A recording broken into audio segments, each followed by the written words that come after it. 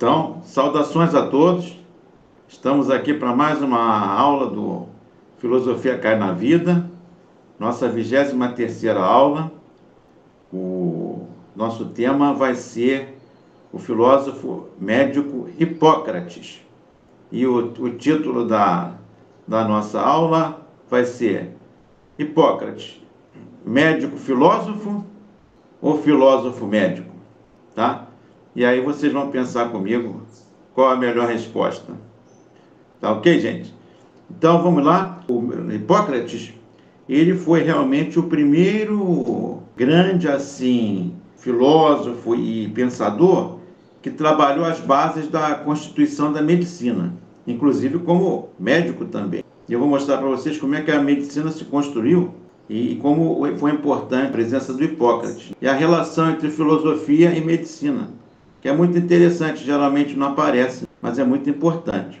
Então, o subtítulo da nossa aula de hoje é o nascimento da medicina e a filosofia. Então, gente, dos médicos sacerdotes de Esculápio aos médicos leigos. Essa seria uma outra chamada que a gente poderia dar. Eu vou explicar por que esse nome, de onde vem esse termo Esculápio, os chamados sacerdotes de Esculápio e a sua relação com os médicos leigos. A primeira coisa que eu poderia falar para vocês, isso vocês já devem saber muito bem, é que as práticas mais antigas de medicina eram exercidas por sacerdotes. Havia uma relação muito grande entre medicina e religião. Claro, esse nome medicina não existia, mas as técnicas de cura, de cuidado, se concentravam na mão dos sacerdotes, em algumas sociedades. Se você vai para sociedades assim, mais assim, arcaicas, você vai encontrar a presença do xamã, né? A presença do pajé nas culturas tribais. Então, vocês têm que levar em conta isso. A medicina nasce quando já havia toda uma prática de terapia e de cura que era exercida por sacerdotes. Em alguns lugares, houve grandes conflitos entre eles, os representantes de cada uma das áreas. Mas na Grécia aconteceu uma coisa interessante. Eles conviveram bem. E um personagem muito importante nisso também foi o Hipócrates. Então é isso que a gente vai começar a desenvolver agora com vocês. Espero que vocês gostem da aula. Bom, a prática mais antiga da medicina era exercida por sacerdotes. No caso da tradição grega, há uma narrativa fundante da medicina, uma mitologia que trata a ideia de que o centauro Quirion, ou Quiron, ensinou aos homens a arte de curar os males. Então, como toda boa mitologia grega, ela vai e trabalha com o tema de origem. O tema de origem, o nascimento da medicina, vem com a presença do centauro Quiron, que vai ensinar a um outro personagem que se torna mítico na cultura grega as bases da medicina. Então, ela vai ensinar aos homens em geral, a arte de curar os males. Ainda conforme a mitologia, Quiron teve como discípulo Esculápio, considerado filho de Númis e divinizado. O Esculápio, exatamente, então, é o primeiro grande médico na tradição mitológica da cultura grega. Então, vai ter toda uma tradição dessa medicina ligada ao mito e à religião, aqui na Grécia, a partir desse mito do centauro Quiron e do que ele passou de conhecimento para esse personagem Esculápio. Ele era chamado de médico e salvador, e tinha como símbolo a serpente. Vocês já devem ter visto, olha que interessante, gente, a questão do simbólico aqui. Até hoje, o símbolo da medicina, da odonto, da nutrição, das áreas da farmácia, das áreas de saúde, você verifica que tem um ponto em comum, que é um cajado e uma serpente dando voltas. Esses são os símbolos do Esculápio, exatamente. Esculápio era representado como um médico que andava com um cajado, e a serpente simboliza como ele vai encontrar a cura. Consequentemente, foram-lhe dedicados templos, né? Ele se torna uma figura sagrada, onde realizavam-se tratamentos e curas, auxiliados por ritos e cultos. Uma prática religiosa. estava ali como qualquer outra cultura da época.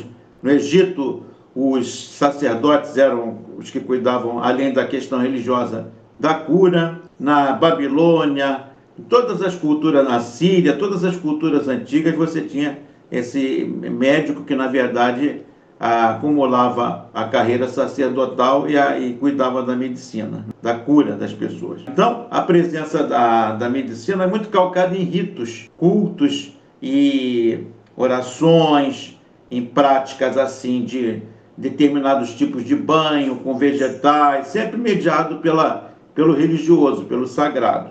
Os doentes eram levados aos templos e lá curados. Havia, inclusive, já naquela cultura antiga, especialmente na grega, havia a ideia já de um não havia esse nome ainda, isso é uma coisa meio que vai nascer na Idade Média, a ideia de um hospital, porque haviam leitos para aqueles pacientes que não pudessem ficar ali, não pudessem voltar para casa, e ficavam ali sob os cuidados dos sacerdotes de Esculápio. O nome deles eram sacerdotes de Esculápio. Então, os doentes eram levados aos templos e curados por meio de ritos e práticas mágico-religiosas na cultura grega. Mas pouco a pouco, aqui que vem um dado interessante, gente.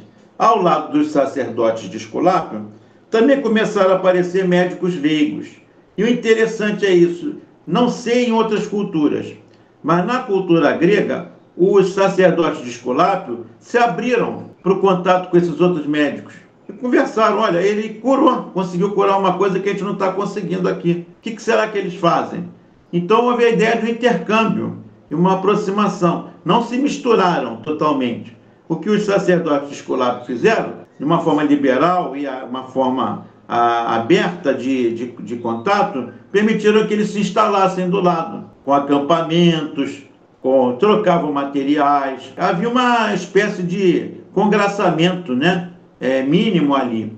E isso foi muito importante para o desenvolvimento da medicina, porque desse convívio houve trocas e aprendizados mútuos. E esses médicos já foram passando a ser chamados pelos sacerdotes de Esculápio de médicos leigos. Então você tinha dois tipos de médicos: os médicos de Esculápio, de uma linhagem sacerdotal, e os médicos leigos, que eram esses médicos itinerantes, a maioria filósofos e médicos, aqui religiosos e médicos. E os médicos de Esculápio, né, eram os religiosos. E os médicos leigos, geralmente, eram filósofos que se dedicaram à medicina e à cura. A gente tem entre os pré-socráticos, que a gente trabalhou, né, um grande exemplo de médico e filósofo, o Empédocles, que era médico também, nessa linha de médico leigo, mas que também dialogava com os sacerdotes de seu tempo. Ele era também meio xamânico, tinha umas influências do xamanismo também. Bom, então, pouco a pouco, ao lado dos sacerdotes de Esculápio, também começaram a aparecer médicos leigos, que se distinguiam dos primeiros por uma preparação específica. Exatamente. Você não vai encontrar nesses médicos leigos práticas religiosas. Não. Ali eles vêm com uma tradição de observação, de técnicas sempre calcadas na experiência. Isso aí poderia ser uma base do método científico? Poderia, sabe? Vocês podem pensar assim, porque eles não admitiam, embora dialogassem, respeitassem os médicos de Esculápio, porque eles o acolheram muito bem. Esses médicos leigos, eles tinham uma prática própria, que não recorria à superstição, ao mito e à religião. Eles são herdeiros, a maioria deles, de dois movimentos da filosofia. Olha que interessante a relação entre a filosofia e a medicina. Todos os médicos, inclusive Hipócrates, nos textos dele vai afirmar isso, que eles eram tributários da filosofia dos pré-socráticos. Por quê? Se vocês se lembram, quando a gente trabalhou os pré-socráticos aqui, fizemos quem está assistindo agora pela primeira vez, dá um pulinho na nossa playlist, você vai ver que nós fizemos vários filósofos pré-socráticos. Nós tentamos dar conta da maioria deles. Então, você vai verificar o seguinte: qual é a temática central deles?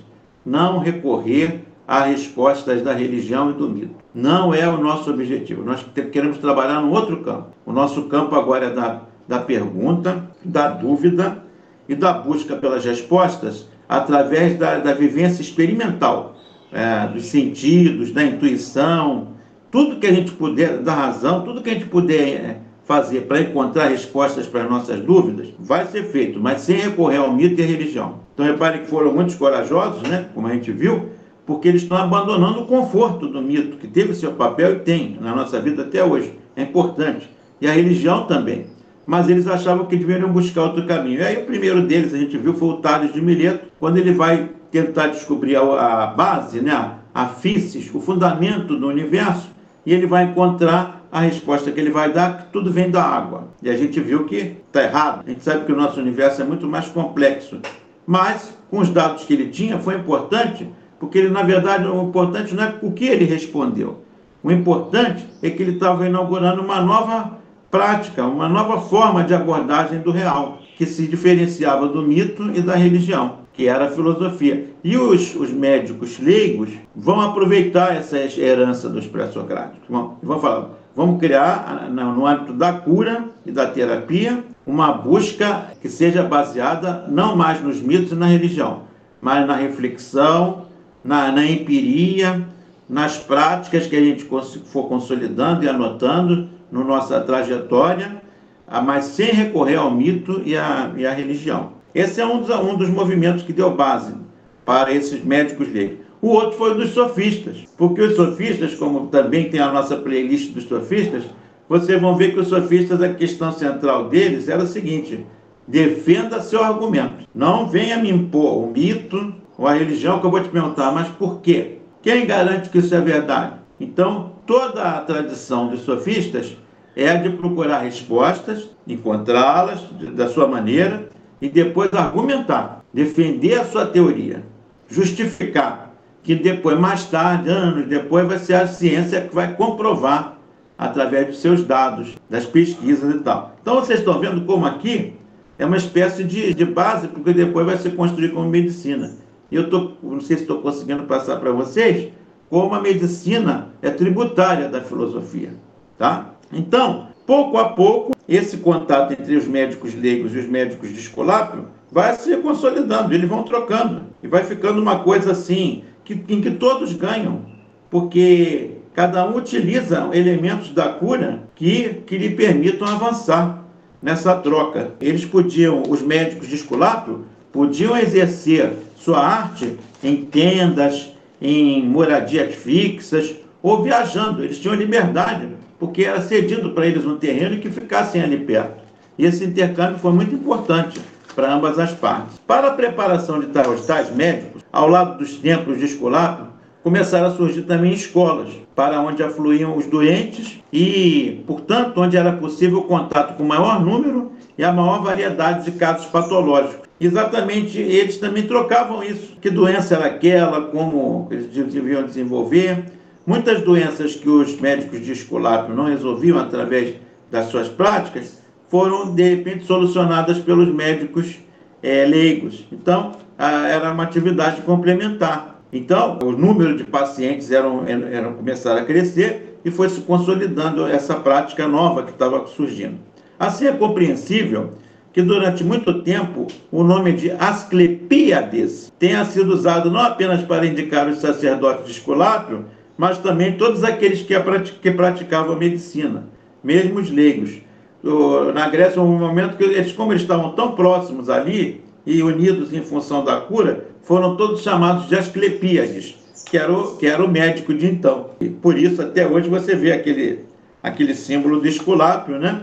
No final da nossa aula eu vou ler o juramento de Esculápio, que é o juramento, muita coisa do juramento médico atual, que você vê numa formatura, tem base ali, naquele juramento dos médicos de Esculápio. Tá? Então, a arte de curar os males, que era própria do deus Esculápio, ou seja, de todos os médicos, passou a ser um patrimônio de todos os médicos, esse nome de médicos de Esculápio ou Asclepíades. As mais famosas escolas médicas, que começam a pipocar nesse momento, surgiram em Crotona, onde ganhou fama Alquimeon, também a medicina exercida pelos pitagóricos. Os pitagóricos também investiram muito na medicina. Em Cirene, na cidade de Cirene, na cidade de Rhodes, na cidade de Quinido e também numa cidade chamada Cos, C-O-S, Cos. Mas foi sobretudo em Cos, porque ela é muito importante, que a medicina elevou-se ao mais alto nível, por mérito particular de Hipócrates, que era dessa cidade. E ele, desfrutando dos resultados das experiências das gerações anteriores, ele bebendo na fonte dos Asclepíades, tanto da linha religiosa como dos leigos, o Hipócrates foi fazendo então um apanhado de uma série de coisas que poderiam ser utilizadas. Foi desenvolvendo uma espécie de acervo do que seria a base depois. Toda a obra dele vai ser a base total para a medicina, né? O início assim da medicina como um todo, tá? Então ele soube dar à medicina uma base, sendo aqui é um detalhe interessante, sendo que ele vai pender, como ele era dessa tradição, mais fortemente para a tradição do médico leigo. Aí você poderia me dizer, mas como é que ele então conciliou com as anteriores? Olha, muita coisa que o médico leigo não conseguia, os médicos de Esculápio conseguiam. Como? Com a questão da psicológica, com a questão de que a medicina não se resume só ao material, ao exame e tal. Um contato, a fala, a escuta, o toque, a presença. Quantas pessoas talvez você já tenha sido... Só de chegar ao meu médico eu já melhorei. Eu entrei no consultório e melhorei. E hoje vários médicos da atualidade discutem isso, que o médico é muito mais do que um aplicador de receitas, ou só um observador do conjunto de sintomas que a pessoa tem, e ele emite um parecer e uma receita e tal. Há muitos médicos assim, e há outros médicos que rejeitam isso porque se consideram, e o Hipócrates também percebeu isso, que tem um lado relacional, tem um lado emocional, tem um lado psicológico, que o terapeuta, que o médico, eu estou falando médico, mas pode ser qualquer profissional de saúde, precisa ter, porque senão ele perde muito desse processo. Dificulta o trabalho dele, dificulta a cura da pessoa, porque a pessoa se sente como um objeto que está sendo estudado ali. E você está lidando com um ser humano. Então isso, os médicos leigos aprenderam muito com os médicos de Esculápio, que era a ideia de que aqueles médicos religiosos, sacerdotes, tinham muito em contato a ideia do ouvir, do falar, do tocar, porque vinha daquela tradição xamânica, do toque, de explorar elementos corporais, das rezas. Então isso tudo, o Hipócrates percebe, não, isso aqui eu não posso jogar fora não, eles estão deixando dicas importantes para a gente.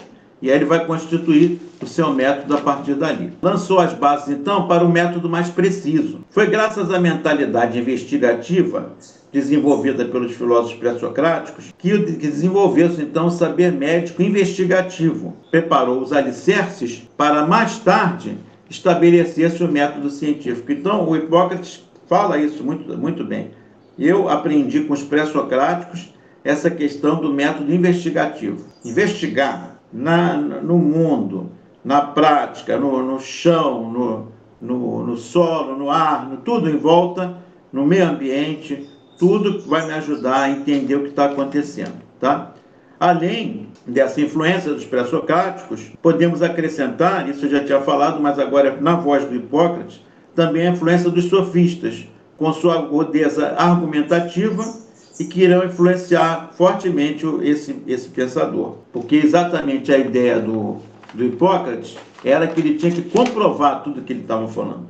O médico tem que emitir um discurso, tem que explicar à pessoa o que está acontecendo, e explicar aos pares dele como é que ele procedeu para que outros também, que Deus tenha dado certo, ou mesmo que se não deu certo, para que outros não percam tempo usando determinado método.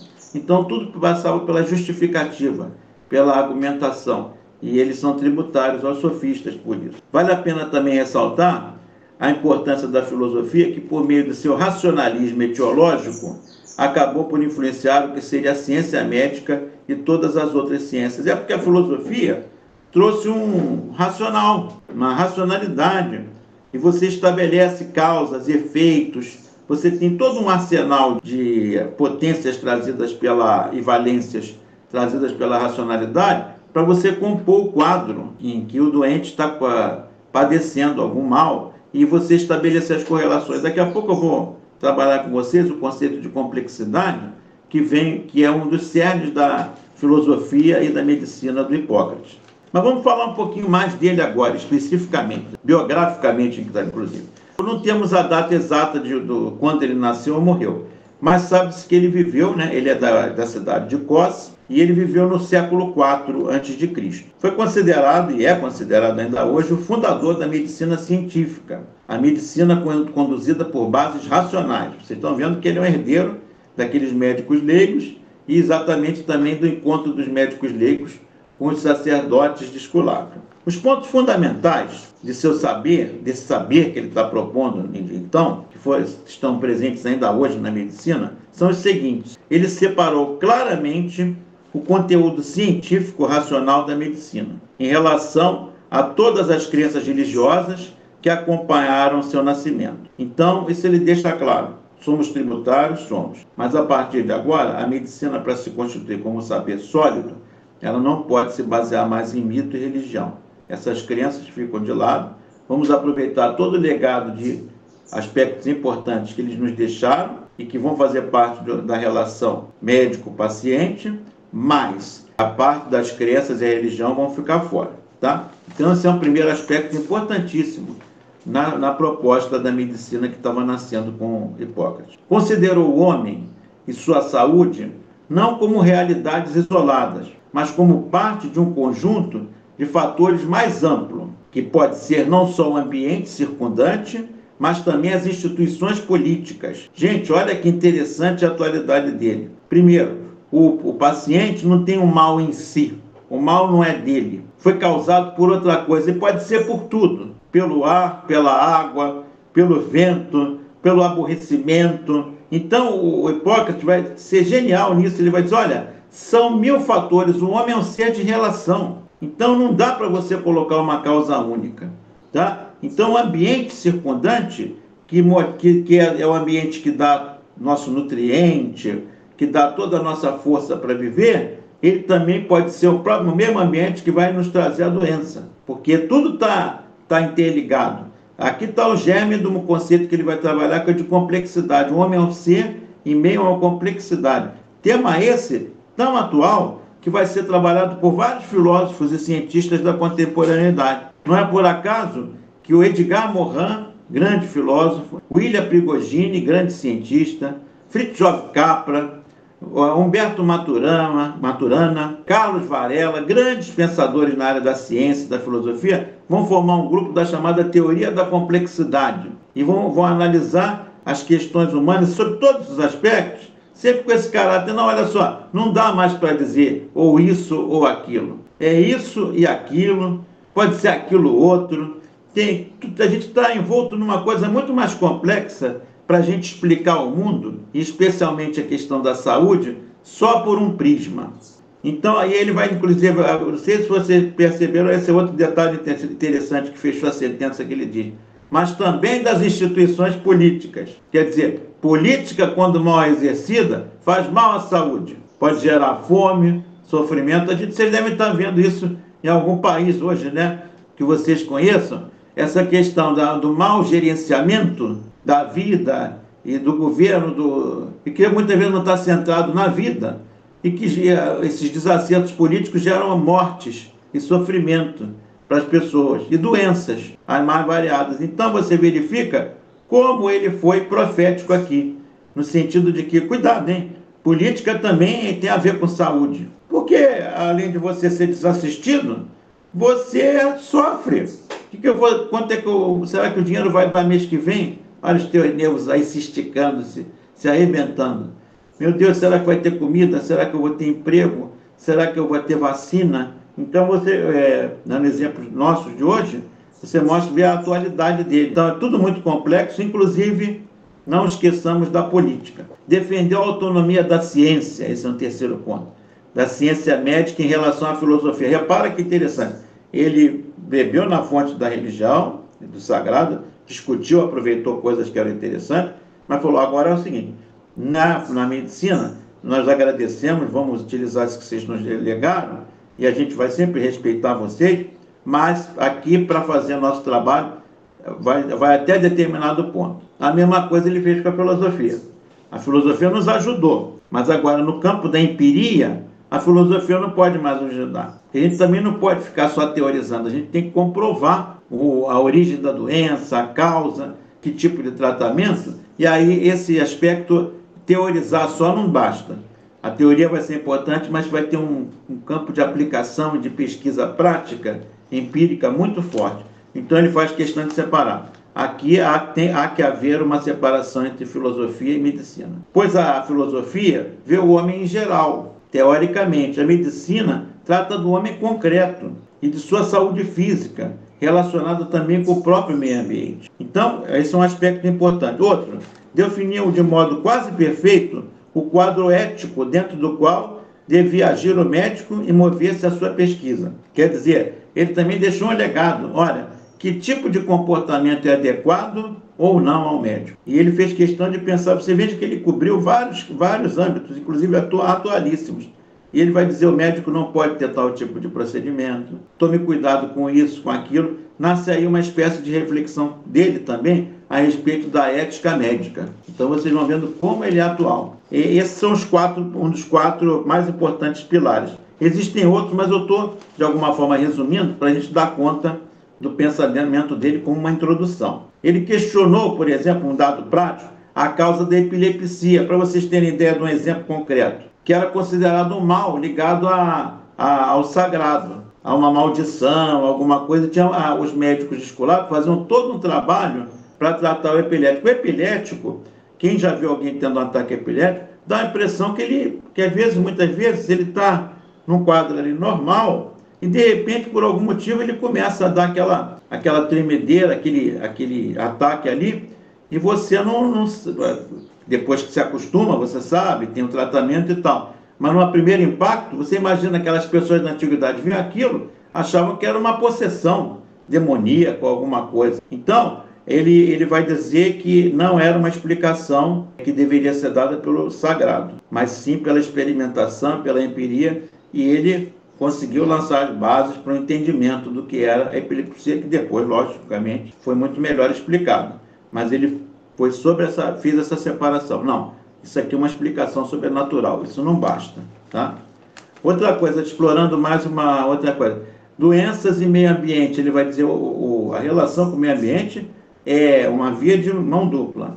Ele nos dá, como eu falei, toda a nossa base para a vida, mas ele também pode nos tirar, dependendo do que a gente comer, pegar uma coisa que é tóxica. Então, tem que se estudar. Ele vai escrever um livro, Tratado sobre as Águas e os Ventos. Ele vai mostrar as doenças que podem vir da própria natureza.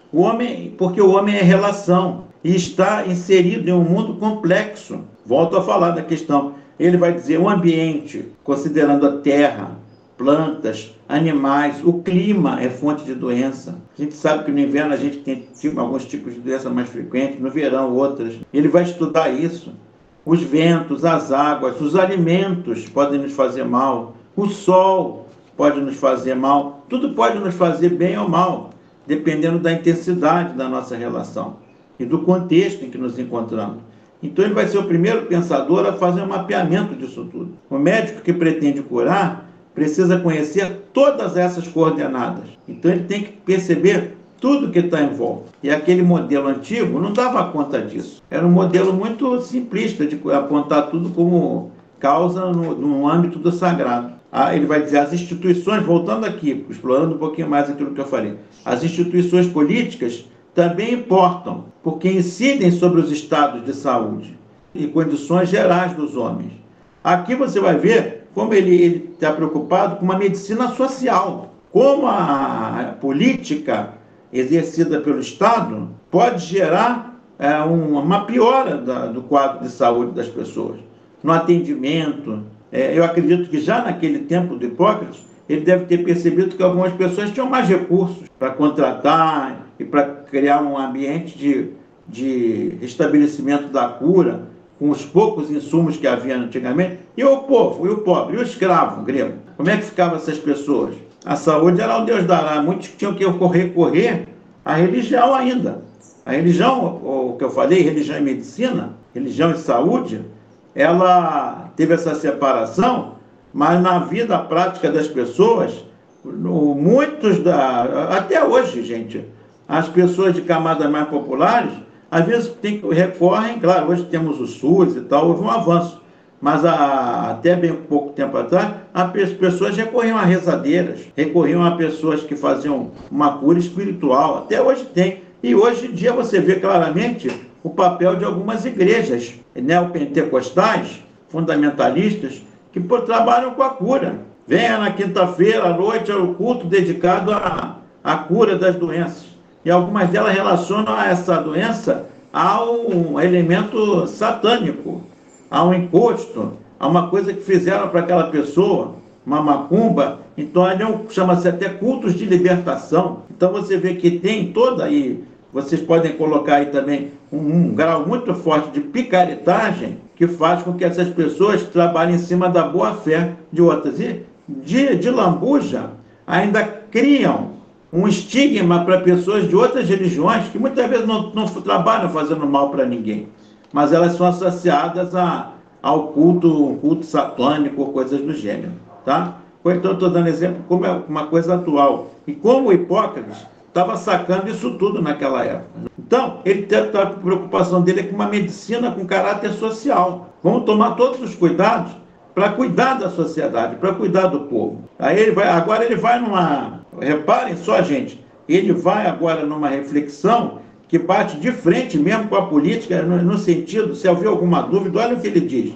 Onde os homens não são senhores de si e das leis, e são submissos, eles passam a ser pessoas sem ânimo. E ele vai dizer, a democracia tempera o caráter, ao passo que o despotismo destrói. O que ele vai dizer? O despotismo, o fascismo, não tinha esses termos ainda, mas ele vai chamar de despotismo. Fazem mal à saúde. Os efeitos? Fome, miséria, injustiça nas relações sociais. As pessoas ficam doentes mais rápido e se agravam porque não tem atendimento. Porque geralmente esse grupo que se impõe ditatorialmente elege uma parte da população que lhe interessa e os outros ficam à míngua. Olha, isso ele está falando lá no século IV a.C.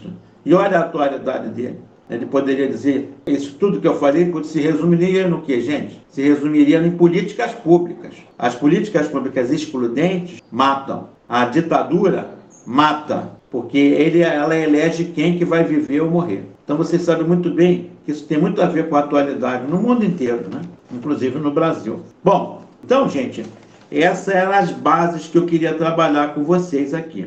Levantei alguns elementos e eu acredito que eu dei umas chaves aqui para quem quiser ler, se interessar por esse filósofo médico ou médico filósofo, tanto faz como vocês quiserem colocar. E eu, para finalizar, gostaria de colocar para vocês, agora vou ler para vocês o juramento de Hipócrates. Vocês vão verificar que ele é ainda aquele juramento que hoje foi modificado, né? Quem já deve ter numa formatura de medicina, você vai ver que ele foi modificado, porque aqui está ainda presente o conteúdo mítico. E você repara que esse juramento formulado por Hipócrates, ele ainda deixa presente como uma homenagem, até porque a cultura grega ainda era muito calcada no mito, a presença do mito, mas ao mesmo tempo ele vai inserindo questões de ética, médica. Reparem que interessante. O juramento integral aqui. Por Apolo, médico, por Esculápio, por Igeia, por Panaceia, e por todos os deuses e deusas, invocando-os como testemunhas, juro manter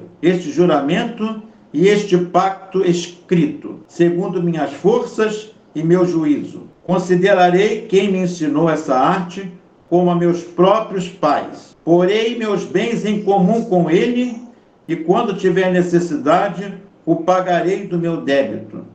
E considerarei seus descendentes como meus próprios irmãos, ensinando-lhes esta arte, se desejam aprendê-la, sem compensações nem compromissos escritos. Transmitirei os ensinamentos escritos e verbais e toda a outra parte do saber a meus filhos, bem como aos filhos do meu mestre e aos alunos que subscreveram o pacto e juraram segundo o uso médico, mas a mais ninguém. Valer-me-ei do regimento para ajudar os doentes, segundo minhas forças e meu juízo, mas me absterei de causar dano e injustiça. Não darei a ninguém nenhum preparado mortal, nem mesmo se me for pedido, e nunca darei tal conselho. Também não darei às mulheres presságios para provocar aborto, Preservarei minha vida e minha arte puras e santas. Não operarei nem mesmo quem sofre do mal da pedra, deixando o lugar para homens especialistas nessa prática. Em todas as casas em que entrar, irei para ajudar os doentes, abstendo-me de levar voluntariamente injustiça e danos, especialmente de qualquer ato de libidinagem nos corpos de mulheres e homens, livres ou escravos. Tudo aquilo que possa ver e ouvir no exercício de minha profissão e também fora dela, nas minhas relações com os homens, se for algo que não deva ser divulgado, calar-me-ei, considerando-o como segredo sagrado. Se mantiver esse juramento e não rompê-lo, que me seja dado desfrutar o melhor da vida e da arte, considerado por todos e sempre honrado. No entanto, se me tornar transgressor e perjuro, que me suceda o contrário. Então, gente, olha que juramento, né?